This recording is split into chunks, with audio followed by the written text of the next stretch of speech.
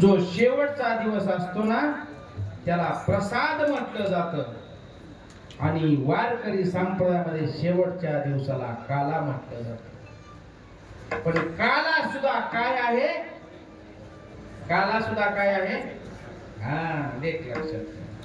काला सुद्धा प्रसादच आहे आणि काला प्रसाद असल्यामुळं काल्याच्या कीर्तनात काय सांगावं लागतं? गवळच आहे. ईदशे चरित्रे हे नारायणे आणि राखता गोधने राखता चरित्र देव उच्चारावे देव गेले गोकुळी देव गेले गोकुळी देव गेले गोकुळी चरित्र देव उच्चारावे गेले देव गोकुळी गेले देव गोकुळी गेले देव गोकुळी. टाइम फरक आहे. मी टायमिंगला सोडणार आहे, पुढे जाणार नाही. याला करायचं पाहुणे 2 महिने झालं बंदच नाही. आमचा आवाज जागेवर नाही. त्यांना विचार कम्प्लीट माझं सोमनाथ महाराज आमचं रोज स्टेटस पाहतो आणि बघतो किती महिने झालं? पाहुणे 2 महिने झालं. अजून 5 दिवस पुढे बाकी. अजून 5 दिवस बाकी. आणि एक लक्षात घ्या, ही सुद्धा रमेश महाराज कुणाचा आशीर्वाद आहे माहिती का? की फक्त माझ्या विरूपाक्ष शिवाचार्याचा. अरे कोण पोरे महाराज कवा 4 वर्षापूर्वी शिवसंप्रदायात आला आणि शिवसंप्रदायाने मला एवढं स्वीकारलं का? एवढं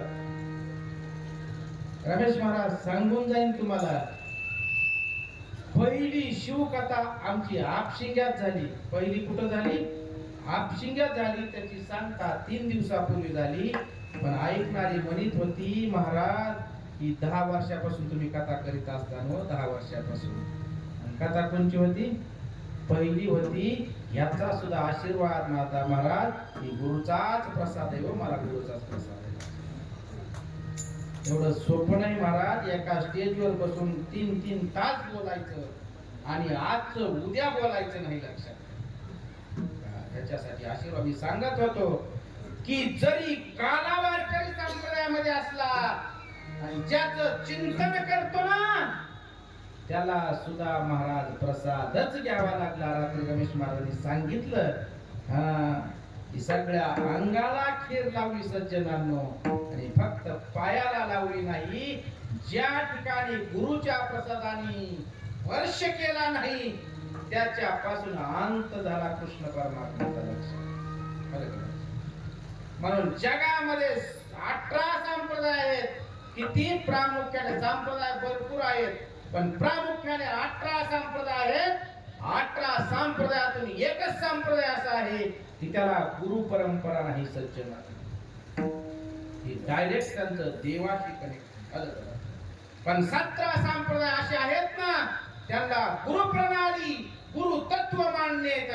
आणि त्यातलं 2 संप्रदाय मुख्याने आहेत ना, त्याला एक वीरशैव संप्रदाय म्हटलं जातं आणि दुसरा वैष्णव संप्रदाय म्हटलं जातं. या दोन्हीचं जर चिंतन पाहिलं, वैष्णव संप्रदाय जर आपण चिंतन पाहिलं ना तर वैष्णव संप्रदायामध्ये अनेक संत होऊन गेले, पण प्रत्येक संतांना गुरुच करावा लागला. जगद्गुरु तुकोबारायाला बाबाजी चैतन्याने स्वप्नात अनुग्रह दिला. सज्जनांनो आलं का? काय माघ शुद्ध दशमी आणि बाहुनी गुरुवार आणि केला अंगीकार तुका म्हणे. लक्षात. तुकोबारायांना स्वप्नात अनुग्रह गुरुने दिला. चला पुढं विश्व माऊली ज्ञानोबारायाला निवृत्तीनाथाने अनुग्रह दिला. लक्षात घ्या. जरी भाऊ असला ना तर भावाला गुरु करून घेतलं. कुणी कुणी बोलत जा की मी काय तुमच्यावर केस करतोय काय? बरं मी तुमचाच आहे ना. आलं का लक्षात? मी तुमचाच आहे. कुणी केलं? ज्ञानोबारायाने. कुणाला? भावाला. आमचा भाऊ पंढरपूरला गेला ना रातच्याला त्याचा बांध आम्ही टोकरतो. तो त्याचा बांध आम्ही टोकरतो. एवढा आमचं भावावर प्रेम आहे. सज्जन एक लक्षात घ्या दादा, शास्त्र सांगताय ना भाऊ भावाचा होईन वैरी. आलं का लक्षात? सज्जनांवर चालत नाही. लक्षात घ्या. तो भाव आहे ना तो माझ्या रक्तामासाचा भाव आहे. म्हणून मोठ्या भावावर महाराज वडिलाप्रमाणे प्रेम करा हो, वडिलाप्रमाणे प्रेम करा. सज्जनांनो पुढे जाऊन सांगा, परस्त्री माते समान मानावं, माते समान माना. आणि दृष्टी अगदी अगदी पारदर्शक किंवा पारदर्शक. माझ्या 2 मिनिटात बाजूला जातो 2 महिलांसाठी.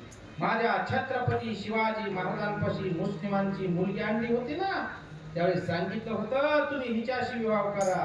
का तर अतिशय सुंदर आहे हो, ती अतिशय सुंदर आहे. म्हणून माझ्या छत्रपतीचे उद्गार आहे, अहो तुम्ही एवढं सुंदर आहेत ना, जर तुम्ही एवढं सुंदर आहेत ना, तर माझी आई जर एवढी सुंदर असती ना, तर मी सुद्धा एवढा सुंदर जन्माला आलो असतो. मी सुद्धा एवढा सुंदर. माझ्या छत्रपतीचे उद्गार.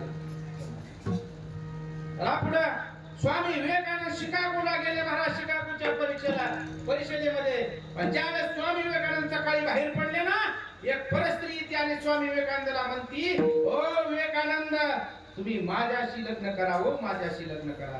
स्वामी विवेकानंद बोलतात की मी तुमच्याशी लग्न करावं असं तुम्हाला का वाटतं हो, का वाटतं.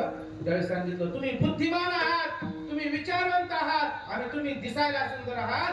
तुम्ही माझ्याशी जर लग्न केलं ना, तर मला होणारा जो मुलगा आहे ना, तो सुद्धा तुमच्यासारखा सुंदर असेल आणि बुद्धिमान असेल. स्वामी विवेकानंदाचं एका वाक्यात उत्तर आहे की मलाच मुलगा म्हणून समजा हो, मला मुलगा. ही वाक्य म्हणून परस्त्रीकडे पाहत असताना ती कुणीतरी माझी माता आहे, ती कुणीतरी माझी बहीण आहे, या दृष्टिकोनातून पाहावं. आम्ही तर महाराज दुकानाकडून जाताना प्लॅस्टिकच्या बाहुलीकडे बघतो, म्हणतो बाई काय. दृष्टी महाराज बाजूला काढावं. सज्जनांनो आलं का लक्षात की ज्या मातेने आपल्याला लहान बाळासारखं सांभाळलं ती आमची माता आहे, आणि ज्या मातेने आम्हाला दुपारी जीव घातलं ना, ती आमची बहीण आहे हो, ती आमची बहीण आहे. पुढे मी सांगत होतो की संतांना सुद्धा गुरु करावा लागला. तुकोबाराय, विश्वमाऊली ज्ञानोबाराय. आलं का लक्षात. नाथ महाराज चला बोला, नाथ महाराजांनी जनार्दन स्वामीला गुरु केलं. आणि गुरु शिवाय महाराज उद्धार होत नाही. रात्री महाराजांनी चिंतन सांगितलं की नामदेव महाराजांसारखे संत की ज्या संतांना देव बोलत होते, इतर संतांना नव्हते बोलत. सज्जनांनो का त्यांची मन एकाग्रता होती, देवा जेवा, देवा जेवा. नाही जर जेवला ना तर तडक देऊन प्राण सोडून ही आत्मीयता होते. म्हणून मी रमेश महाराज समजून जाईन, देव व्हावा, देव व्हावा. देव व्हावा का देवासारखं व्हावं.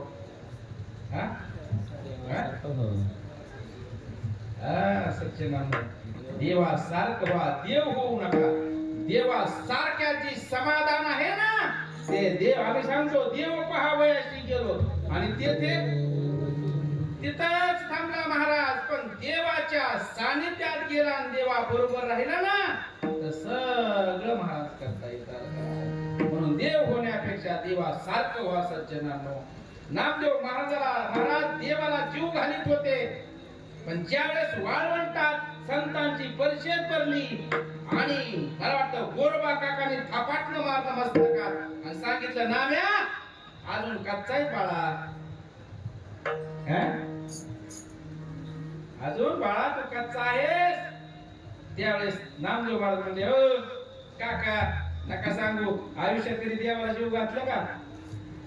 पण कुणी जीव घातलं देवाला. पण माझा प्रश्न आहे सगळ्याला, माता भगिनी आणि पुरुषांना, देवाला आपण नैवेद्य दावतो, कशामुळे दावतो. कशामुळे खात नाही म्हणून. आणि जर खाल्ला असता तर देवाने जर नैवेद्य खाल्ला असता तर आपण म्हणलं असतं बाबा आमच्या रेशन कार्डात तुझं नाव नाही आणि तुझं नाव नाही म्हणून मोदी आम्हाला 2 किलो फुकाट देत नाही. बरोबर आहे. देव खात नाही म्हणून आपण दावतो. एवढा संतातील आपल्यातील फरक आहे. सज्जनांनो त्यावेळेस नामदेव महाराज देवाकडे गेले, देवाला सांगितलं देवा सांगितलं नामा तू अजून कच्चाच आहेत का. अरे मला सुद्धा गुरु करावं लागलं संदीपानीला.